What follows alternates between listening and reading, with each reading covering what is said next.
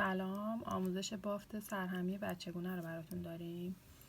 در ابتدا به اندازه دور مچ پای بچه دونه سر میندازیم. من دارم برای 9 ماه تا 1 ساله میبافم. با میل شماره 4 و کانوای به این ضخامت من 32 تا دونه سر میندازم.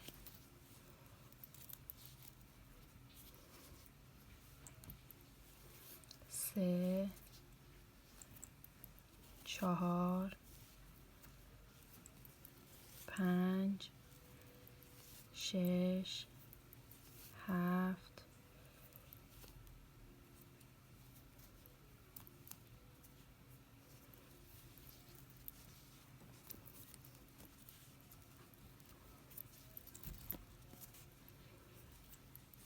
8، 9،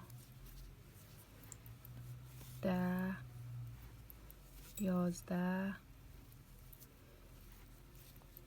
12، 13، 14، 15، 16، 17، 18، 19، 20، 21، 22،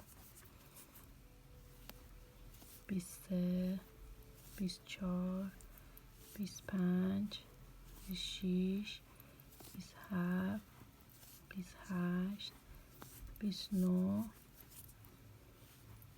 30، 31 و 32. انتهاش رو یه گره میزنیم که شل نشه. شروع به بافت کشواف یه زیری رو میکنیم.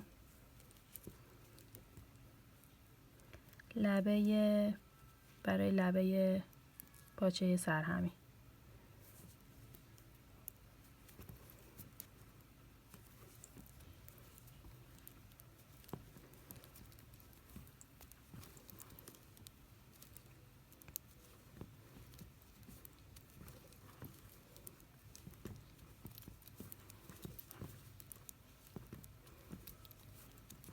به اندازه 10 تا 12 سانت کشواف یک زیری رو میبافیم، چون نصف این مقدار برمیگرده به رو. پس به اندازه 10 تا 12 سانت این کشواف رو میبافیم. خب میبینیم که 10 تا 12 سانتمون رو بافتیم. الان بعد از این باید بافت رکن رو داشته باشیم. برای بافت رکن همه دونه ها تو این بافت به رو بافته میشه، چون میخوایم اضافه کنیم. حالا یه دونه میبافیم، یه ژوته میزنیم، باید بین بافت اضافه کنیم تعداد دونه هامونو. هر 4 تا دونه که بافتیم یه دونه اضافه میکنیم. پس همه دونه ها به رو بافته میشه و هر 4 تا دونه که میبافیم یه دونه اضافه میکنیم تا بافت یه ذره گشاد بشه، چون توی پاچه باید هر چند رجیه بار اضافه کنیم دونه ها رو. حالا چون تو کشواف اضافه نکردیم، بعد کشواف بلافاصله چند تا دونه اضافه میکنیم. 1، 2، 3، 4، 1، 2، 3، 4، یه ژوته، 1، 2، 3، 4، ژوته، 1، 2، 3. الان اینجا چون انتهای بافته و من میخوام 2 تا اضافه کنم، بعد از 3 تا یه ژوته میزنم، 3 تا میبافم و دوباره یه ژوته میزنم. گفتیم بافتمون بافت رکنه، پس همه دونه ها باید به رو بافته بشه. پشت بافتم دوباره همه دونه ها به رو بافته میشه. ژوتا هم به رو میبافیم، نخ رویشو میبافیم که سوراخ نیفته.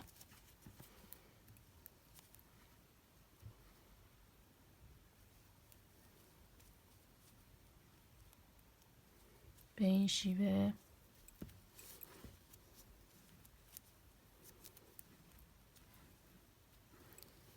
ببینید سوراخ نمیافته.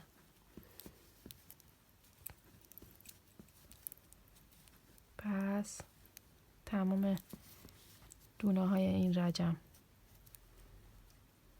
به رو میبافیم، جوته هامون هم به رو میبافیم. این نخ رویشو میبافید که سوراخ نیفته.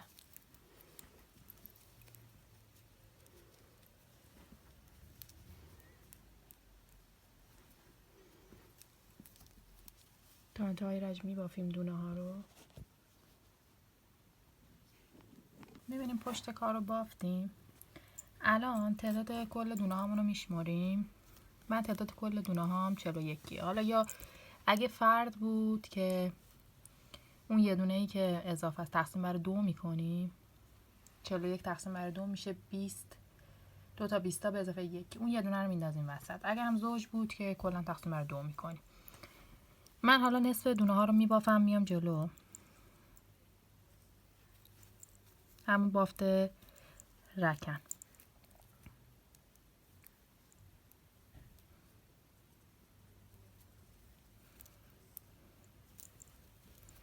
سه، 4، 5، 6، 7، 8، 9، 10،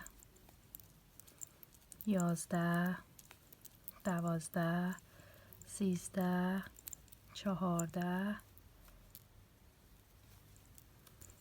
15، 16، 17، 18، 19 و 20.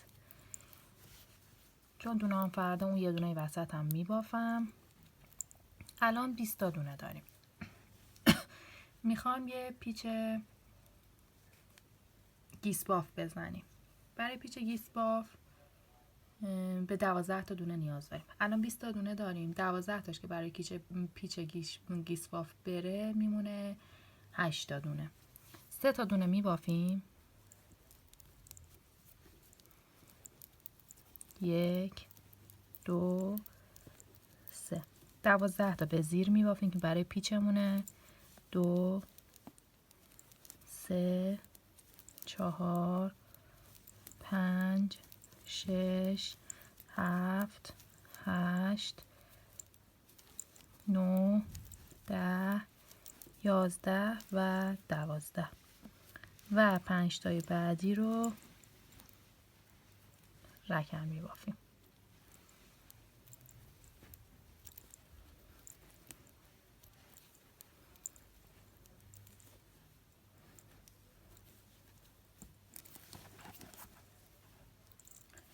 پشت کار همه دونه ها به رو بافته میشه.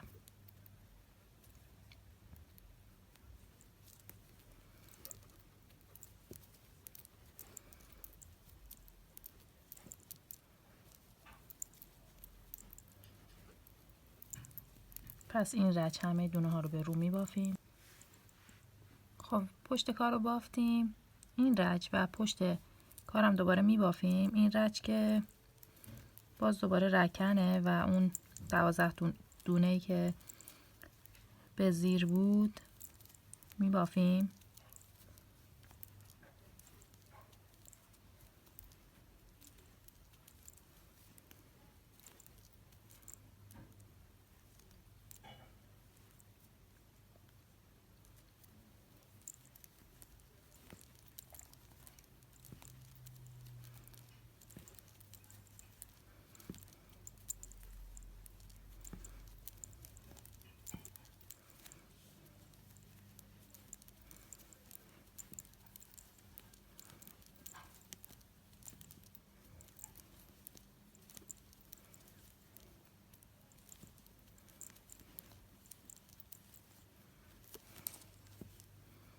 ببینید قشنگ مشخصه این 12 تا دونه‌ای که به زیر خطش مشخصه.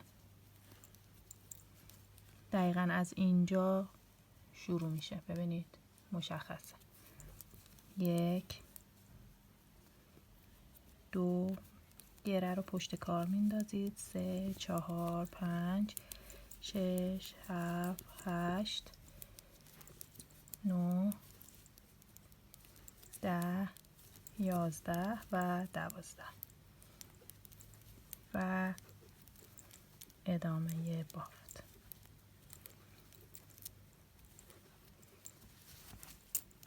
پشت کار هم همه دونه ها رو به رو می بافیم. کلا تمام رچ های پشت کار همه دونه ها به رو بافته میشه.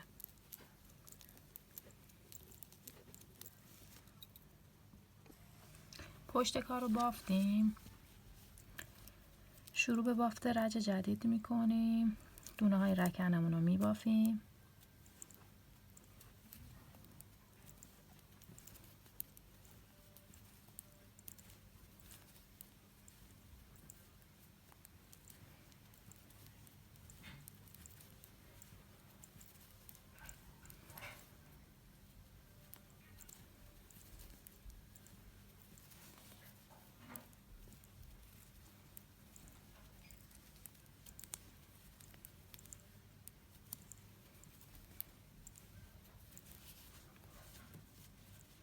تا به قسمت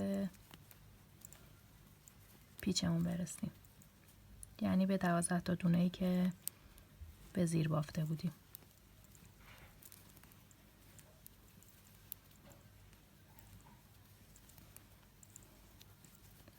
خب میبینید که به قسمت پیچ رسیدیم.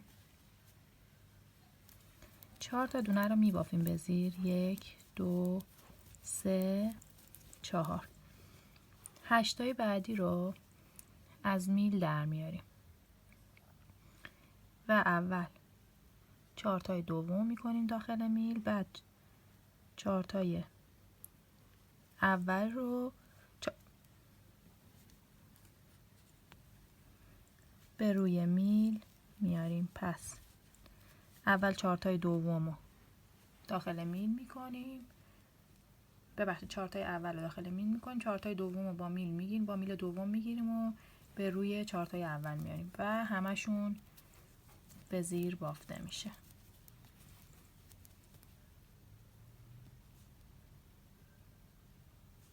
دقت کنید اینجا اشتباه نبافید و دقیقاً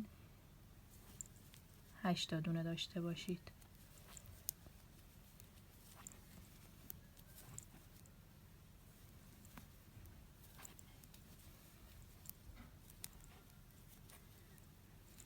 و دونه های بعد که به صورت رکن بافته میشه. پشت کار رو میبافید، همه به رو بافته میشه. خب میبینیم پشت کار رو بافتیم، این دونه های رکنمون هم تو روی کار بافتیم، رسیدیم به 12 تا دونه ای که مال پیچمونه. این 12 تا دونه رو تو این رچ همه رو به زیر میبافیم، نیازی به پیچ زدن نیست. این رچ رو که بافتیم، پشت کار باز دوباره مثل همیشه همه دونه ها به رو بافته میشه.